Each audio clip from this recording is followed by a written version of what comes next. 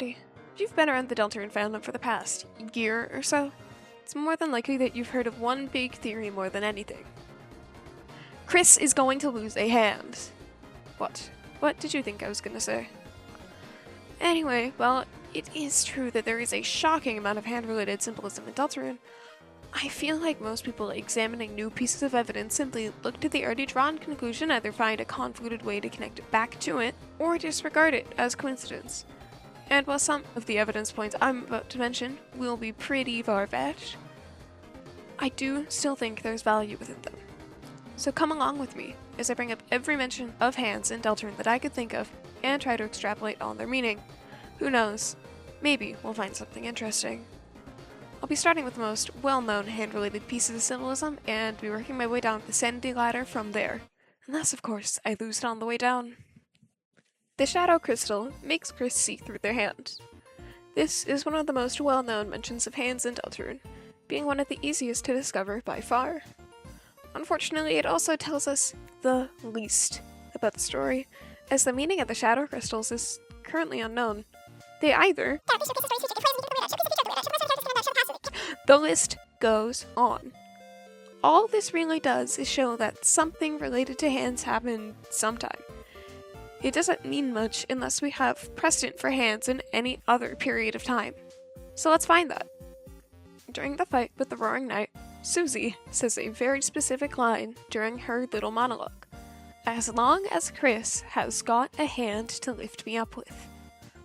This line has acted as the selling point for this theory since chapters 3 and 4 released, and it is pretty direct foreshadowing, isn't it? However, what else is it?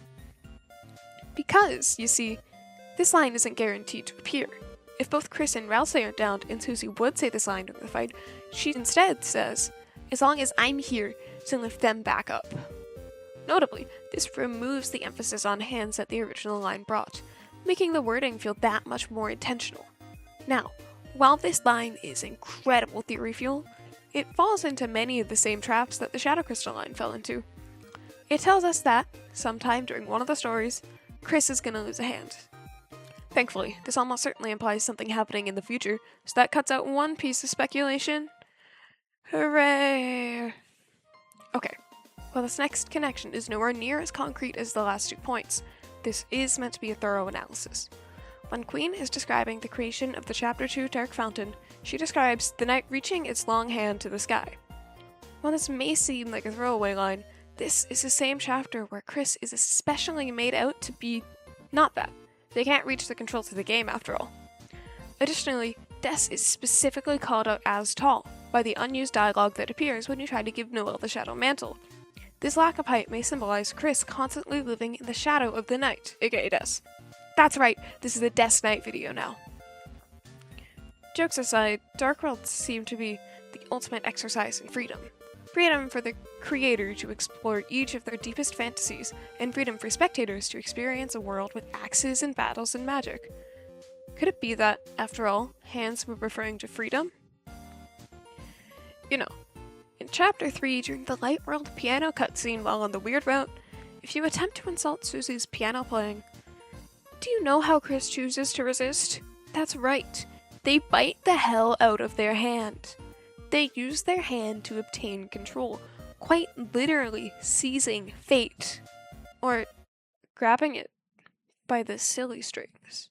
Spamton's lines of dialogue were very intentionally chosen. That much is obvious. In his introductory cutscene, he refers to grabbing a lost life by the silly strings.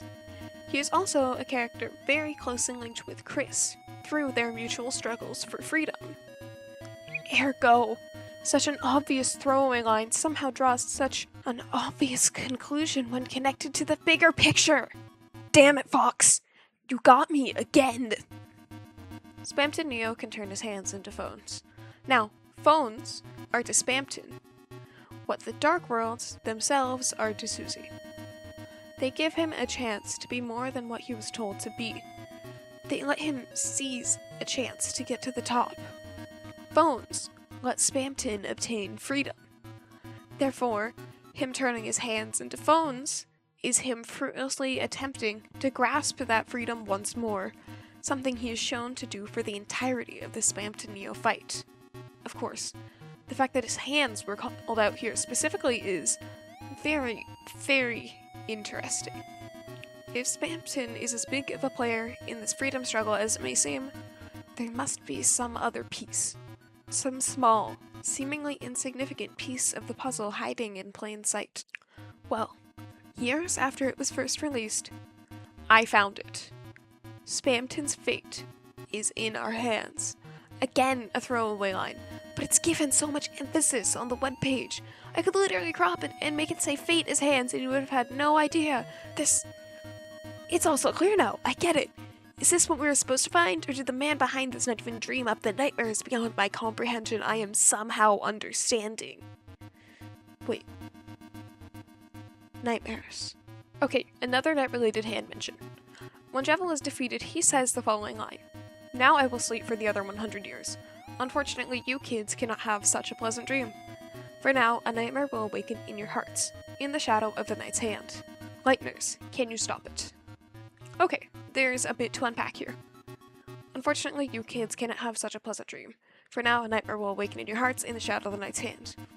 Let me stay with this quote for a while. This may have been foreshadowing the contents of the chapters getting darker as the night's presence grew stronger. After all, Chapter 3 was the first time we began to see the mask of the Dark Worlds as pleasant dreams slip, and it was coincidentally the same chapter we saw the Roaring Knight appear. Additionally, the call to action given by Jevil may reinforce the freedom motif of hands in Deltarune. In the shadow of the Knight's hand, Lightners, can you stop it? If hands represent control, this may be a very literal way to represent a struggle, nay, a grapple for fate itself. The Knight's hand against our own in a battle for the world. But then again, that's exactly what Deltarune is, isn't it?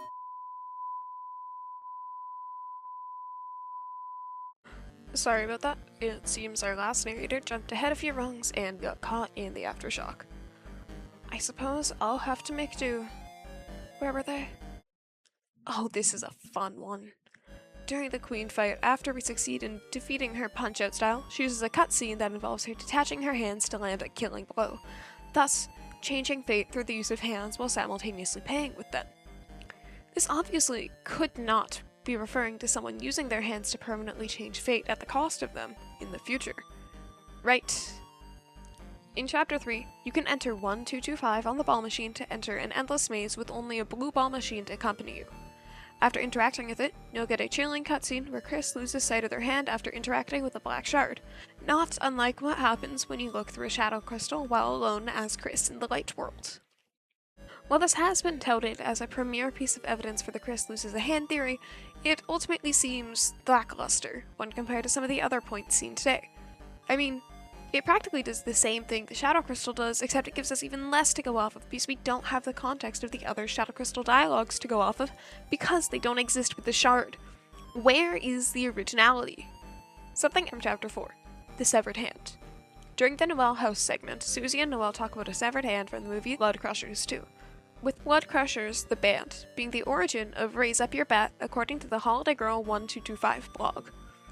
You know, the song that is definitely not connected to December Holiday, one of the characters most connected to the idea of freedom, see my last theory video for more information on why, in any way whatsoever. Also, the scene where this is mentioned directly precedes the scene with the most obvious reference to the weird route that you can't avoid. There was this evil route my parents didn't know about when referring to Dragon Blazers 2, with Dragon Blazers being the in-universe equivalent of Deltarune in the Deltarune universe. This can't be a coincidence, right?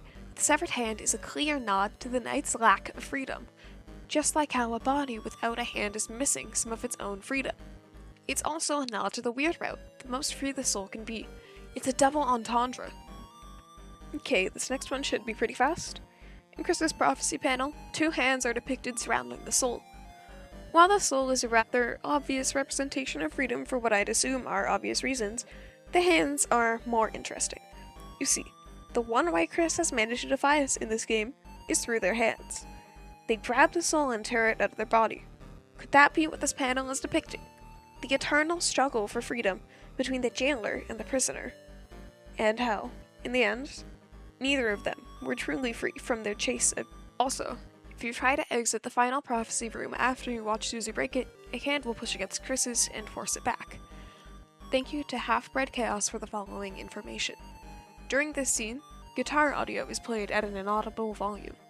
Because guitars are heavily associated with Des, this could be showing Des winning in a struggle for freedom against Chris, forcing them to be backed into doing Team Knight's bidding. However, Des is also unable to get anywhere in this scenario. In their mutual struggle for freedom from their entities, they end up pushing each other back, not unlike crabs in a bucket. Speaking of the Holiday family, on the weird route, Noelle Holiday gets controlled through rings. The route is only completable through the use of the Thorn and Freeze rings. Rings are, of course, used on the hand. We are controlling Noelle through her hands. Now, let's move this hand control idea back a little. Anatomically speaking, of course. Both the Roaring Knight and Gaster have holes in their hands, implying some lack or presence of freedom. While we've already established the freedom-related elements of the Knight, Gaster's are less clear. He may be a god of this world, so perhaps these marks in his hands are simply intended to highlight his absolute freedom. His colors are inverse of the Knight's, after all, so perhaps an opposite meaning would make sense. Frankly, this is one of the weakest points here, but I'm leaving no stone unturned. Okay, I think this next point is actually quite interesting. So, hands seem to represent something else in Deltarune. Friendship. From pushing buddies in Chapter 3 to the constant barrage of high fives and the like from Susie, physical affection involving hands is everywhere in Deltarune.